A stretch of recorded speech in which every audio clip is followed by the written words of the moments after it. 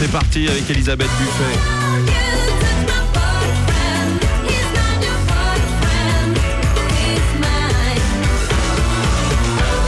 Lundi matin, comme tous les lundis et les vendredis, c'est Elisabeth Buffet qui revient de son week-end.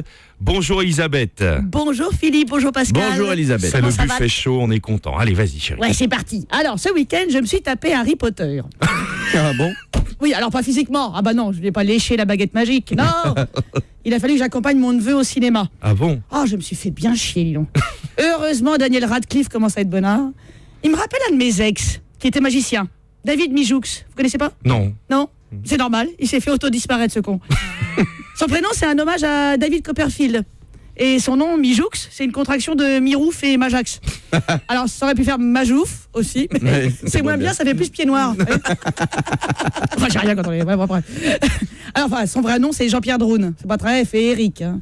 Il pouvait pas s'empêcher de faire des tours de passe-passe tout le temps. Alors au début c'est génial, c'est romantique, le gars il te sort une rose de derrière ton oreille, il t'offre du feu sans briquet avec juste son pouce en flamme, il transforme ton sac à main en tourterelle. Bon, ça prend 2 jours pour récupérer la carte bleue, mais bon c'est rigolo.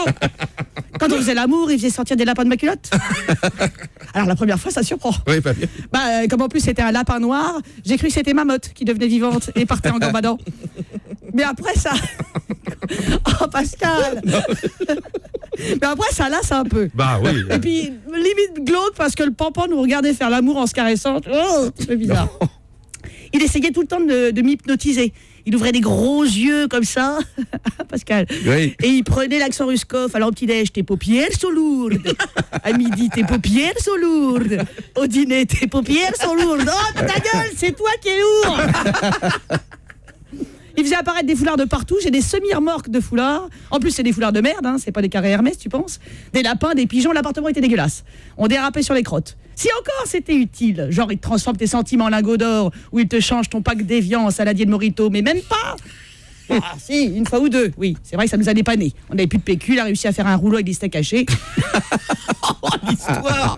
Mais t'as un esprit malade. Mais, grave. Mais en général, il n'était pas très doué. Combien de fois je l'ai retrouvé enchaîné, des cadenas partout, assis dans le canapé depuis des heures. Ah ben on avait un gros budget serrurier. Il a voulu m'entraîner pour que je devienne son assistante. Il voulait travailler le numéro de la femme coupée en morceaux. Ben, j'étais pas très chaude. Et j'avais raison d'être méfiante. Il s'est entraîné avec des poulets surgelés. On en a bouffé du poulet mutilé. Et donc un jour, il s'est gouré. Il a dirigé sa baguette vers lui en marmonnant une formule magique. Ça fait pouf, un nuage de fumée. Et puis hop, plus de David Mijoux. Pour une fois qu'il réussissait un tour. Bon, cette semaine, pas de magie, sauf dans le bouillon. Magie. Non, ça passe. Rien que du concret, du slip bien réel. Et promis, vendredi, je vous raconte tout. Merci Elisabeth.